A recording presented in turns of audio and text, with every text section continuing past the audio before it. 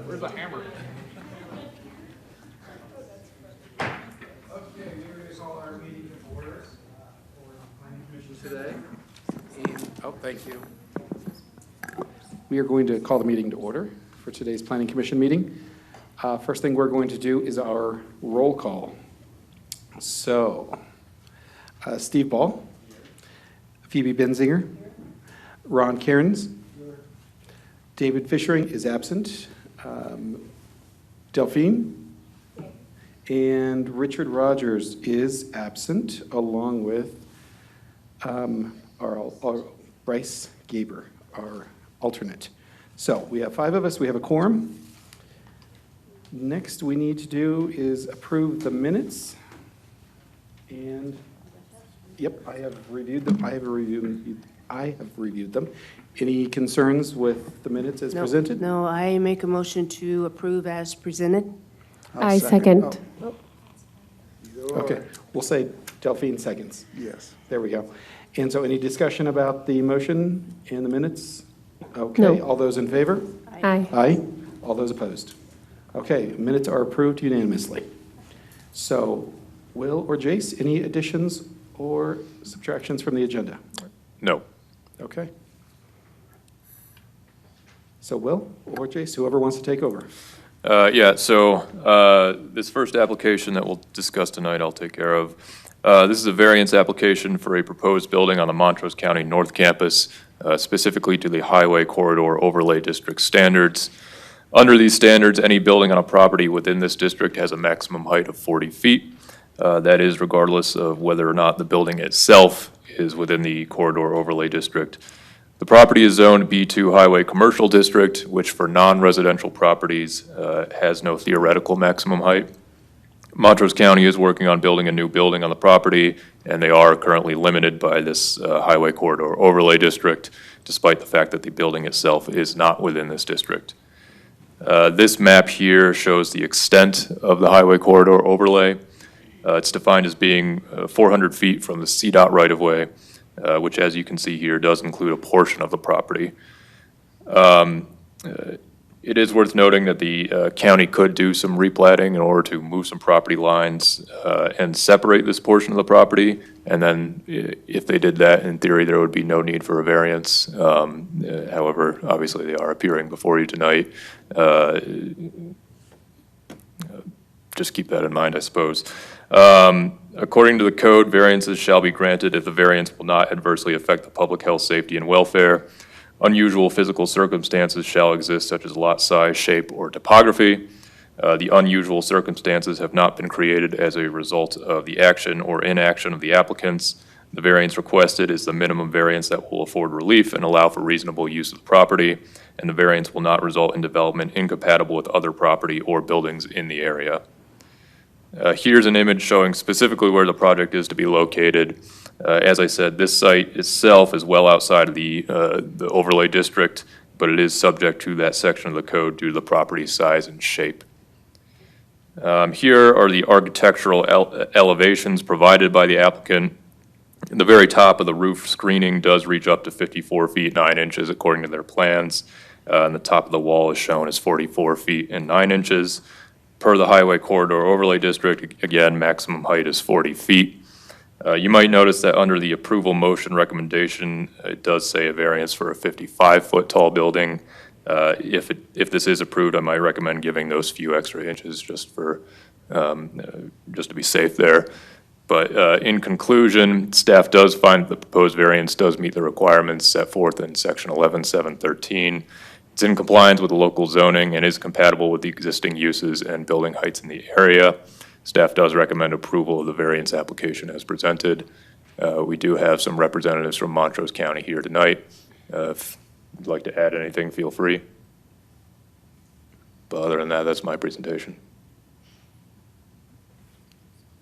Okay. Questions for staff? I have none. Okay. And our applicant doesn't want to speak, which you don't have to, but it's up to you. Unless you have questions. Not at this point. Yep. Okay, so I'm going to open our public comment period for anybody in the public who wants to comment about this issue. And again, the only thing that we're really discussing is just the height variance. So if there's anybody who would like to speak, they'll have 3 minutes. And so raise your hand if you're interested.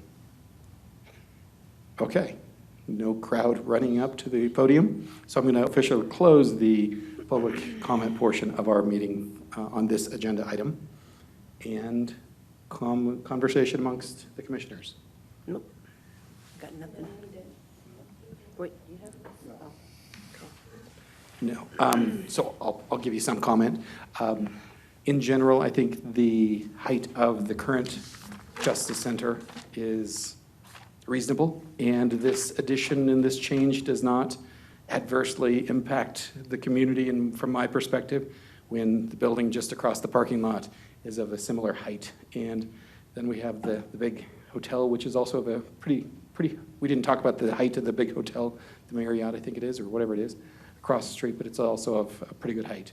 So again, just in general, I don't think this is adversely affecting the community with changing or giving the variance to the height requirement. So I will be open if there's a motion that anybody would like to give. Yeah, me too.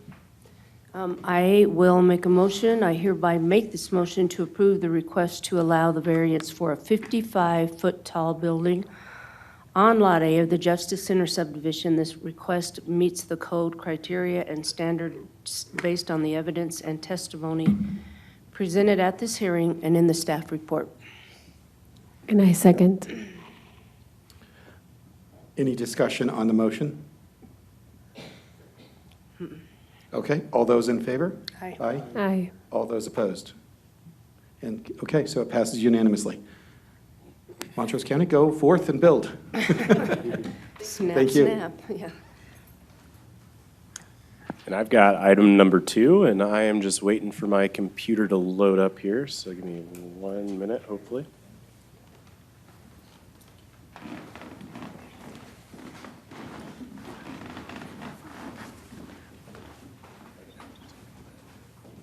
Oh, I know.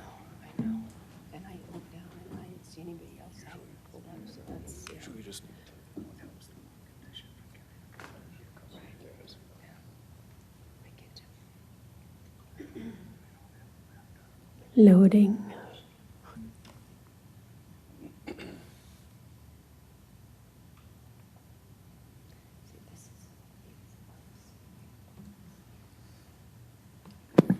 All right, I am good to go now. Good evening, Planning Commission. The item I have here, the second item on the agenda, is specific to a sketch plan request for the subdivision of 24.8 acres in northeast Montrose. The applicant for this request is Housing Partners of Montrose, LLC. Here on the vicinity map shown, the subject site is outlined in red, so a fairly sizable site there. Just east along 6600 Road and north of the 6600 Road and Locust Road intersection. Just for a little bit of project background here, the site comprises 3 parcels, again totaling 24.8 acres. The zoning of the property is currently R4, which refers to high density district. I'll show the formal sketch plan later on, but and what that reflects is a proposal of a little over 400 units. But I want to note the intent of the meeting this evening, and the purpose of the sketch plan is really for the subdivision review and the right-of-way and roadway dedications that go along with that. Multifamily, as well as townhomes, duplexes, triplexes, those are all allowed uses by right in the R4 zone district. So just kind of want to clear that up. I've had some questions over the last few days specific to exactly what this request is for, so I wanted to kind of make that clear. This is something, the flow chart for a subdivision process that you all have seen a number of times, but just for the public and the public's knowledge here, a subdivision is really a 3-step process in the city of Montrose. The first step is the sketch plan, which is a conceptual plan submitted to staff and seen by the Planning Commission. That's what we're reviewing this evening, so very, very early on, kind of in the subdivision process. The second stage is what's known as the preliminary plat, And this is really the most thorough stage in the subdivision process where infrastructure is planned for, designed, and engineered. And then lastly, once that preliminary plat is thoroughly reviewed and all requirements are met through the city code, the last step is the final plat, which takes place following construction of the infrastructure, and then lots can be platted and built upon. Circling back to the zoning, as I mentioned earlier, the zoning of the property is R4, which refers to high-density districts. This district is intended to provide primarily for high-density multi-household dwellings and allow for a variety of higher-density single-household, duplex, and other forms of innovative housing development types. The proposed subdivision and anticipated housing uses that I'll show in here in a little bit are compatible with the current zoning district, so that R4 zone district, as well as the general conditions in the area. I know there's a lot of vacant land that still remains in the area, but a lot of that land is zoned either R3A, which is medium high density district, R4, which is high density district, as well as some properties currently situated outside the city limits. One thing to note here is there's not a whole lot of R4 zoned property throughout the city. It's pretty minimal, and particularly vacant R4 zoned property. So this area is really ripe for eventual multifamily development, given that it's vacant and it's one of the few parcels that we have. This is the comprehensive plan future land use map, and what this reflects is that the subject site is designated as residential mixed density high, which is intended for attached buildings on individual lots such as townhomes, as well as multifamily structures such as apartments and condos. So future land use map certainly jives well with the current zoning. So now getting into the specifics of the sketch plan, and it's a little difficult to see on the screen here, but this is within the packet. What this proposal reflects is really the holistic long-term plan for this property. The proposal consists of approximately 403 units with a mix of unit types such as standard multifamily apartments, which can be seen kind of on the northwest portion as well as the southwest portion of the site, as well as attached townhomes throughout the kind of remainder of the site there. A bus stop is also incorporated within the development. I know the developer has been in touch with All Points about future transit operations to this site and really to this area that are fairly limited currently. Also, one thing to note is this isn't a planned development that we're hearing tonight. This is solely the subdivision process. The developer isn't requesting any deviations to current city codes. So like a lot of times we talk about planned developments and the open space requirement of 20%. That does not apply here. Their requirement through the annexation agreement is open space of 8%. That being said, open space is dedicated at 20.2%. So theoretically, this would meet the plan development requirements if it had to go through that process, but it isn't. Also kind of noteworthy here is, again, early stages of the subdivision process is what we're in, so this is a very high-level view. But as the developer and applicant get to the preliminary stage, they're going to have to meet all the standards set forth in Chapter 5, which is the subdivisions chapter of Title 11. So this includes all your street engineering design standards. This would also include all the traffic studies and engineering documents required. So we don't get those at this stage. We would get those at the next stage, and Scott can certainly speak on that. And then also for the multifamily component here, so you see those, there's a lot of units on the site, and you see those multifamily structures. Those would go through a major site plan review process through city staff, which is, again, a thorough review process that has to meet all the criteria set out in Chapter 8 of Title 11, our land use regulations. So that is a separate application process that has not begun yet that would go through probably following the preliminary platting of this site. So needless to say, there's still a lot of steps to be had for this project to actually be constructed.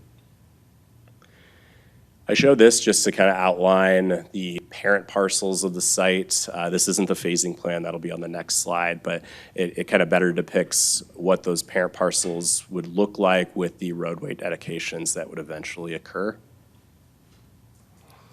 And then lastly, here's the phasing plan for the developments. Typically, for developments of this size and scale, it's very rare to see everything come in all at once or this to be done in a single phase. Absorbing 400 units is very difficult to do in a short period of time. So what you see here, and the applicant can certainly speak on it more should they want to, is 5 phases for the overall development.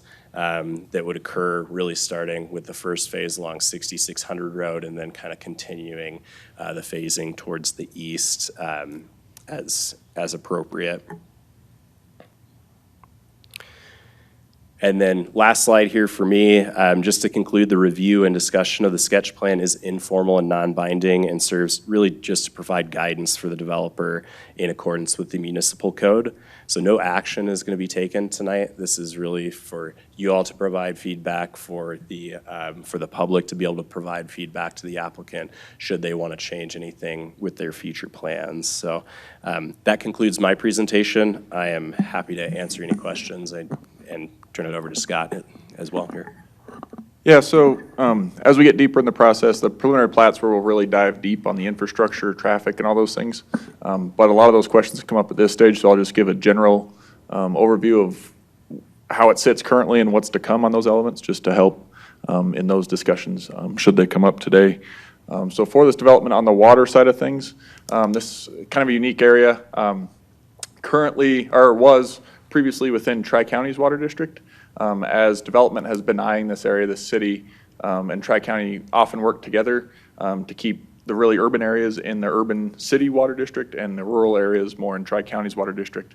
So we actually went through a district modification process through this area. So this would be served by City of Montrose Water, and we, as part of a recent DOLA grant we were awarded, we'll be extending a new trunk line down Hillcrest, 6600 Road. And that will also serve kind of continued development even in Tri-County system through an emergency fire water interconnect at its northern end, because as some portions of Tri-County system continue to build out, they're getting to the limits of their hydraulic capacity. So that all gets modeled and finalized as part of the preliminary plat design to make sure that the pipes are properly sized and everything. From a water resources standpoint, we have plenty of adequate water supply to serve this area. But all of that gets more formally documented through the preliminary plat process. On the sewer side of things, I'll have to demonstrate hydraulic capacity of the lines servicing this area through modeling up to our trunk system, which is down by the airport. And then on the treatment plant side, we have plenty of available capacity to serve this development. On the street side of things, they'll go through, as part of the preliminary plat process, a traffic study that will look at triggers for turn lanes and frontage improvements along the development. At a minimum, we would have them, we would include pedestrian improvements along the front to make sure we have pedestrian connectivity. But they also then go down to the larger intersections. So I think in this case it was Locust, and they'll evaluate Locust and Hillcrest there, Hillcrest and Main, and then Locust and Main.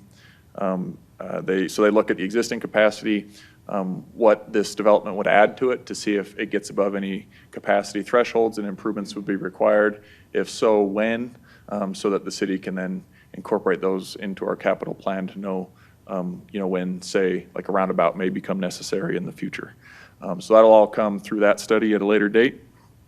On this one, kind of uniquely positioned too from a pedestrian standpoint. So we want, as neighborhoods are built, ideally they're not built out on the sticks where you don't have the ability to walk to town. We're pretty fortunate in this case, as part of that DOLA grant, we were awarded for the construction of a sidewalk to connect from this area all the way down to Hillcrest. So that project design is underway and is planned to be constructed here in 2025. So more to come on that, but that'll be what provides the pedestrian connectivity to this area. And then storm is also part of the preliminary plat designs. They'll have to make sure that the storm network has adequate capacity that they propose, and then you can see some of the blue areas there. They'll have detention ponds for water quality and water quantity to make sure they're not increasing flow or runoff onto neighboring properties, and make sure they're meeting state requirements for treatment to settle out solids and things of that sort. So a lot more to come, but I just want to give a general introduction to those items, mostly for the benefit of the audience who may not go through this process on a routine basis. And and happy to answer any questions that do come up at this stage. Do we have any questions for city staff at this I point? think Ron does. Do we have any plan for parking? It seems like a lot of units, and if you look across the street at Crossroad, I think that might be an issue. And so, Probably be a good question for the applicant. They can speak to their parking plans. And parking would be specific, we would look at that with the site development review process. So that major site development review process would identify parking requirements, really specifically for the higher density components here. Presuming the other areas are townhomes, I would imagine they're proposing garages, which would satisfy parking requirements, but I'll let the applicant chime in there. Ron, you had a question? Yeah, I do. I don't know if this is proper at this time or not, but for 400 homes, I only see 3 exits out of this subdivision and nothing towards the bottom apartment complex in the lower right-hand corner. Is that enough roads? Yeah, so at the sketch plan phase, the fire department is kind of the main driver of what they need for EMS response. And our code generally works to have interconnections where possible. This one's unique that it has a Bureau of Reclamation ditch that's kind of prohibits some of the things we can do as far as interconnectivity, but this has been reviewed by the fire department, and they were okay with the layout. You'll see on the north side there's a neighborhood that's currently developing immediately north of here as well that we've had some applications for. I think you guys have seen that on their sketch as well. But we made sure that you have interconnection between those so you don't have 2 dead-end pieces right next to each other. So that'll actually bring another access out to Hillcrest, and that's likely timely. I mean, these projects seem like they'll hit pretty close to each other timeline-wise. Between all that, all indications that we've gotten from the comment response from the fire district is they're comfortable with this layout from a access and EMS and evacuation standpoint. So if there is only one exit initially when the development first comes in, are they still comfortable? And I guess what I'm concerned about is if another developer delays, finances, just change of plans, et cetera, and it doesn't happen for another 5 years, are they going to be satisfied with one exit initially for that first unknown period of time? Yeah, so they never rely on others coming through because 50% of the time they don't. So yeah, what they review it with an eye towards, if they were fully reliant on it, they would have to, as through their comment response, they would require, oh, you need to obtain the easement, you need to build, if nothing but, and we've had this on some other neighborhoods that was reliant on future phases for egress, that they would build a temporary, dedicate the easement and build a temporary gravel road to have that on an emergency basis. They didn't comment to any of that here. So they review this as a standalone project. The extra access becomes bonus, but they don't rely on it. Thank you for that additional detail. Yep. Okay, any more questions for staff? And then we will have the applicant come forward.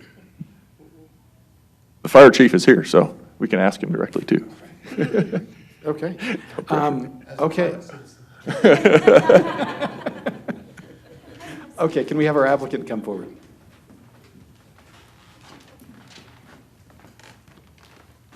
And please state your name and address for the record. Sure. I am David Schill with Delmont Consultants. I'm here, 125 Colorado Avenue. I'm here just representing the housing partners of Montrose. We are the ones that have prepared the sketch plan exhibits, and so we've been kind of involved in the planning process.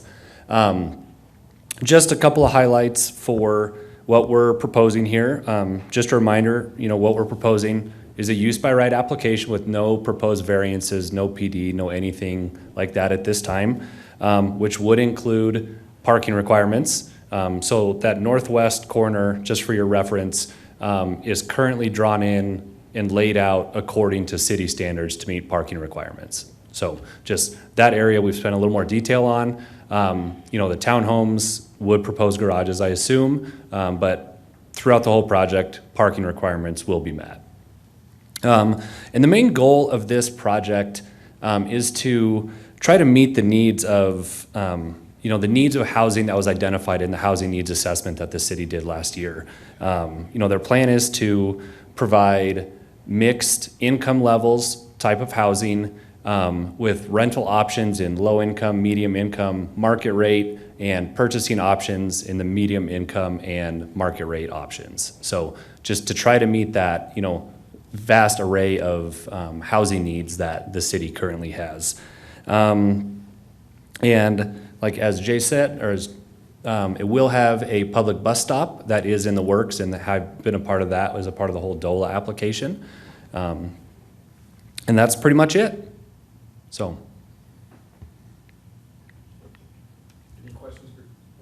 Any questions for the applicant at this point? Not at this point of the sketch plan, no. Yep. Okay, thank you very, yep. Question, just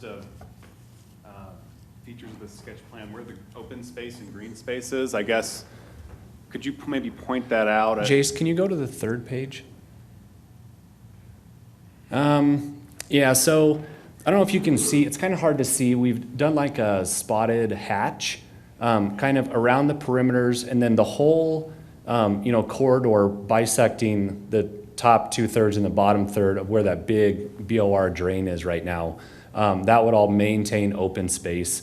Then, of course, the detention ponds is open space, and just the landscaping areas that would be around the units. Would there be a plan for usable open space for sort of picnic tables, a little playground or something like this? Seems like there's gonna be a ton of families there, right? And that is not something I have an answer for right now, but I'm sure as we get through detailed design and layout of it, seems like an amenity that would be desired. Yeah, Sure. Say, yeah, like you say, it's used by right, and there will be limited opportunities, I guess, for maybe Yep. leverage to Yep. enforce that, but certainly would like to encourage that. Sure. I think that would hugely impact Yep. the families you're describing that you want to live there. Yep, absolutely. And ideally, the Bureau strip will become usable in some form or fashion for a soft surface trail or something, but that is reliant on permitting with them, and that's never a guarantee, so. Yep. I have a question for Jace. Jace, I have a question for you. In your presentation, and correct me if I didn't hear it right, you said something about this only needed 8% open space, but in the way it is, the sketch plan right now, they've got it at 20.2? So why the 8%? I didn't understand that. Yeah, so with developments that come in, any property or most properties have what's called an annexation agreement that defines what open space requirements are needed for any development. And with this particular property, 8% is what is identified within that annexation agreement. 8% is kind of the typical number that is seen on most annexation agreements. Sometimes that number's higher, sometimes lower, but 8% is generally the threshold that is needed. So that is what is formally required here with this application and with any future development on the sites. If they were doing a PD, that would require 20%, but that's not the case here. But they are going well above and beyond that required 8%. David, I always love to talk about parking, and all the residents do also. Yep. And I know there's going to be an additional step with some more detailed drawings. But Yes. tell us about your philosophy and the philosophy of the developer when it comes to making space for big trucks. Because Sure. let's face it, there's going to be big trucks. Yes. And I'm not talking about diesel trucks, I'm just talking about a full-size F-250 truck. Yep. I can't speak to specific details because we haven't done, detailed layout on everything. All I can say is it will be to city standards. I know we always try to go a little bigger if we can because I also drive a big truck and I understand. But, ultimately, city specs will be met. So.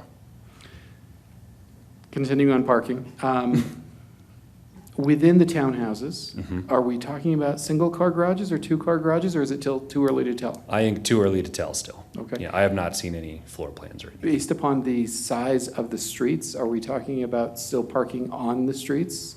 Or realistically, because of the nature of is all street parking, you could say disappearing because all the driveways are there and there's really no street parking left? Yep, and so as it's laid out currently is the standard residential street template that you see in every subdivision. Okay, So- so there's space on each So side for additional parking? on-street parking would be allowed. On-street parking? Yeah. On-street Right, parking. correct, Scott? Yeah, and I think your point's valid, though, so yeah. Yeah. Technically speaking, on-street parking would be allowed, but when you have that tight of townhome rows, you might get one between each building or something, so there's not as many as you would typically have on a single-family residential street. And that's something as we get in, and that's good feedback to give them to make sure that they have yeah, if you can meet parking on your house and your driveway, but you always have guests and people have events and things of that sort, that, having overflow spaces and stuff is something we usually encourage just to make sure it's functional, because what you don't want is people finding their own parking in blocking driveways and things of that sort. So that's something that we try and work with them through to make sure, in addition to the requirements, that it's truly functional as you get deeper into the design. And I would really resonate with that, honestly. If we look across the street, at the development there, it's always missing parking, and I think that's the biggest challenge. And so not only just to cater to what you're building, I love that you're following all of the information that we got from the city last year, and we do need these, I would know, to be available to the community. But I think parking is a big part of it here. It's, not like in the city or anywhere else. They all have 2 vehicles, and I think that's a challenge. So I would echo that, and I would just ask that you take it into consideration. I understand it's a use by right, but. Yeah, no, absolutely. I think that's all very valid, yeah. Yeah, I think Chad should get a Prius. Chad? It's actually funny, we own a Prius and the big truck. Oh, So there you go. we fit Western Colorado well. There you go. And did you say, and you probably did, 2-bedroom, 3-bedroom, or is that too early in the I think sketch? it's still too early to say. It's still too early, yeah. okay. Good. We get nervous, we get excited about these questions. Go ahead. Yeah, I'm kind of excited. This Yeah. is exciting. The recreation side of things, or the social side of the kids. Are you talking about a bridge to go over the big gully so that the apartment complex can have some social and physical outdoor activity access with the rest of the neighborhood? So I can't speak to specifics. I do know, the process to get through, even just getting a crossing permitted with the Bureau takes at least a year. And usually has a pretty hefty price tag associated with it as well. So I can't speak to any specifics on that. And I am just talking about a Yeah. footbridge. That's all I'm talking Sure. about. Because I'm Yep. realistic Still- that the traffic over that is a whole different world, a whole different animal. Yeah, the but still, footbridge as would soon be as you, nice. as soon as you touch that Bureau corridor, that's a year process. So, Okay. yeah. So more to come. Okay, any more questions before we go ahead and open up public comment? Okay, so Okay. go ahead and have a seat. Thank you. And don't go anywhere, obviously. So we are going to open up public comment for folks to come up and speak. I want to give a quick summary. Ultimately, the comments are going to be presented to us. Don't be presenting the comments to the applicant. And we're going to sort through the various different comments and then ask the staff and the applicant some further questions based upon your questions. So please, we ultimately ask that you refrain from any personal attacks and disagreements of a personal or employment nature, the use of profanity or ethnic or racial or gender-oriented slurs, as they may be considered disorderly conduct and which could violate state and local law. So please just keep the comments directed towards us and keep them nice. And we would love to collect some more information for you about this project. So you're going to see the big timer up there. So come on up, whoever wants to come first, and be sure to present your name and your address for the record.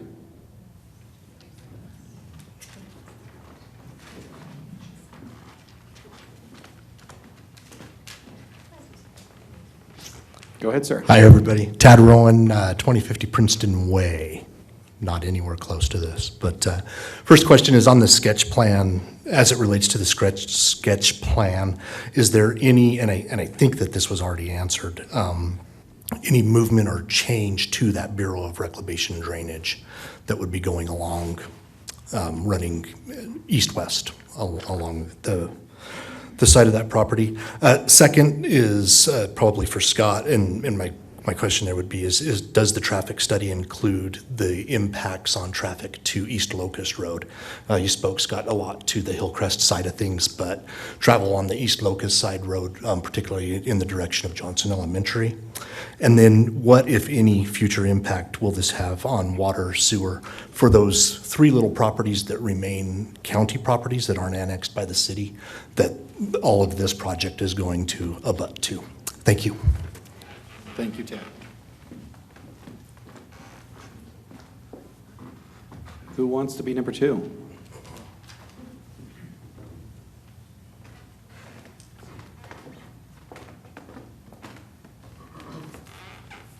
Hi, my name is Jack Christensen. I actually know several of you. I live on 2143 Locust Road, so I'm one of those 3 properties that is surrounded by this. So my big questions, I echo what the previous citizen said in terms of what does the traffic look like on East Locust, but I would also echo what Commissioner Ball said about green space like that large ditch in the back. I don't see a lot of kids or families playing on that in terms of anything meaningful or useful. In one of the kind of adjacent neighborhoods, they have a large green space and park and some of those kind of things. Additionally, if we're talking a multi-use facility in terms of low income, medium income, and market income, it would make sense to me to also plan for bike paths along Hillcrest and possibly Locust as well. The reality, I work with many low-income youth, and we talk about the 2-car garage or the F-250 or the F-250 and all of those things, and I completely agree. I'm about to get real nasty, no, just kidding.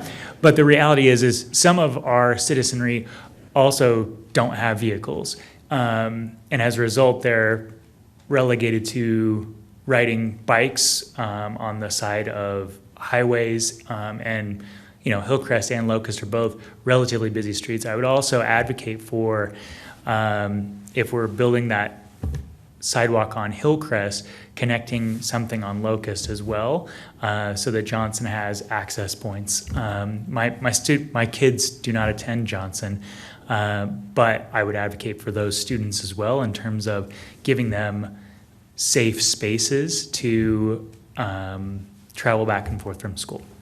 Did I miss anything? Okay. Thank you.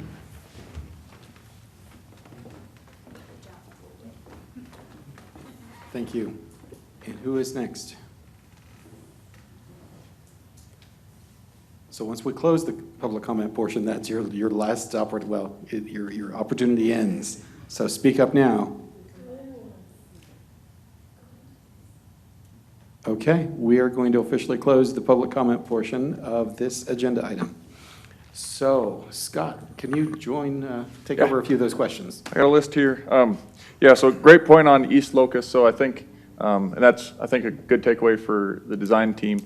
So they look at the volumes and look at trip distribution. And so, if they're, with the school loading, the bulk are coming into town and they'll do the counts to kind of look at what the distribution is. But if there's a large enough portion, they would extend out and look at that portion as well. So more to come on that with the traffic study. I think it's a very valid point that we'll make sure they follow up on.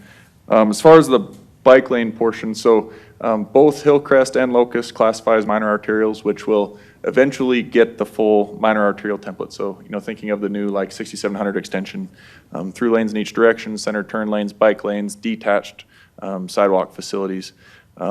Those take time. They're, between those two, probably $15 million.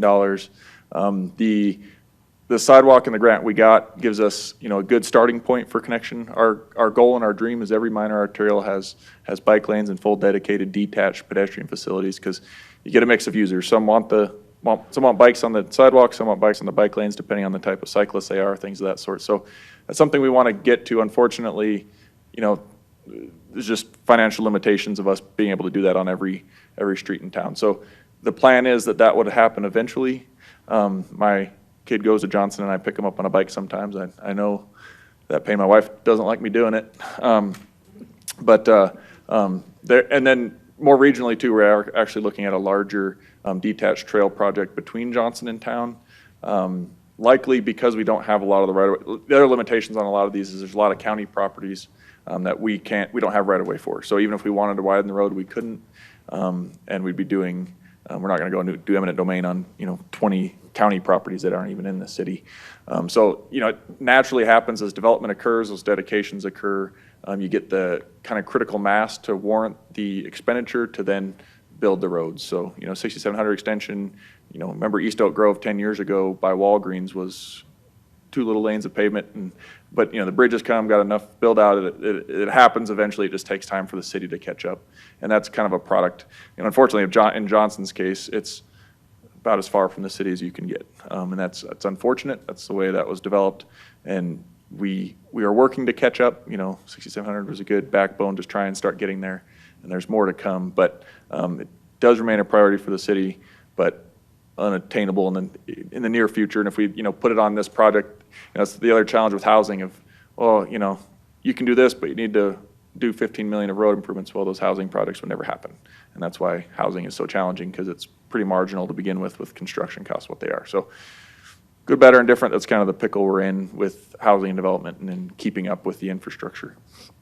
As far as, remaining water and sewer, anybody that's in city limits will become city water customers as part of this change. If they're still in the county, which sounds like the couple of them around are, there'd be no change. So they'd remain tri-county customers. And if they ever annex or something, they would come onto the city. But if, sewer capacity, water capacity, all of those things would be verified through the design process. But generally, we could say there would be no impact to the utilities for those customers, because if there would be, we wouldn't allow this development to go forward. They have to verify and confirm that there's no impact.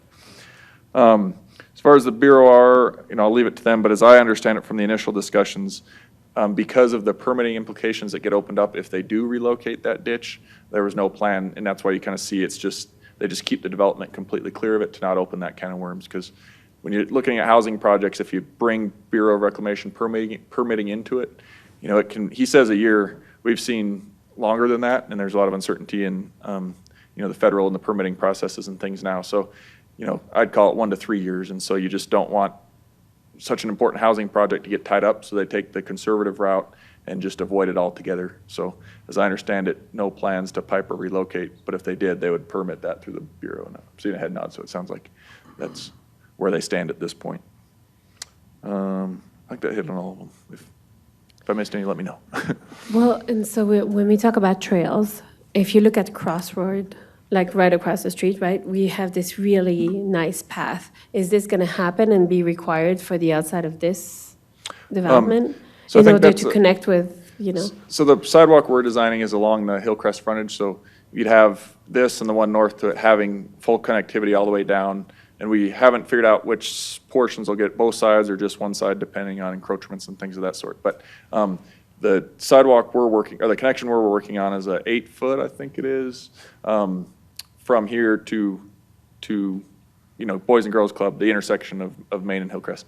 Any interior trails, I think that's a comment to give of if you have recommendations and things of that sort for them to consider.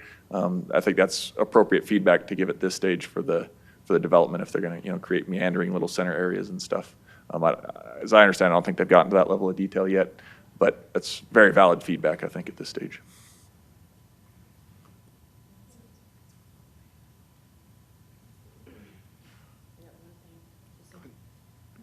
So I will say to Jack, and for people that don't know Jack, he's our principal at the Black Canyon High School here in our RE1J school district. So I appreciate the fact that you're advocating for your students and you're thinking ahead. So thank you for doing that. And also you heard that there's going to be a bus stop out there somewhere, so that will help as well. Yeah.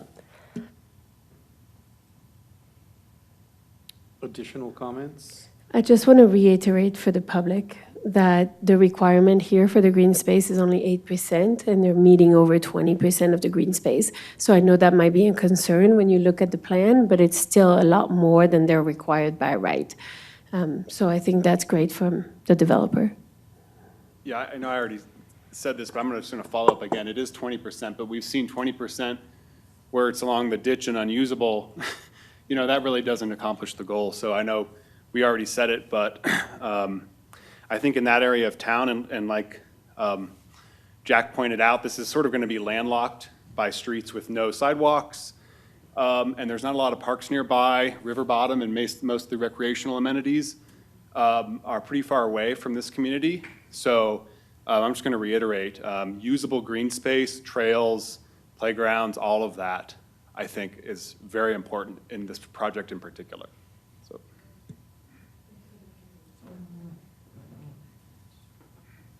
So I'm going to get on the bandwagon and just beat the dead horse a little bit further. We have no real good, you could maybe say that southeast corner in purple is some usable playground or football playing area, but it's not very big in the first, not very big. So we know the yards in front and behind these townhouses are going to be very, very small. I'm just reaching out and just speaking loudly that there needs to be some open space area for this many people, needs some open space area. And yes, the last comment would go along with part of Scott's recommendation that as the parking is being designed within those townhouses, that we still create some additional overflow parking for those guests who are guaranteed to be there. And I think the last thing we didn't answer is the traffic study that the first speaker brought up. The traffic study is going to be done later down the road, so we don't have that yet, but it will be coming up. Okay, so there is no official vote or motion on this particular item. So this is our last chance. Any final comments? Okay. So Jace, anything else you need us to address on this subject? Nothing further on this topic, no. I think we're Great. good. Okay, thank you. Thank you, David, for being here, and please push this open space issue hard.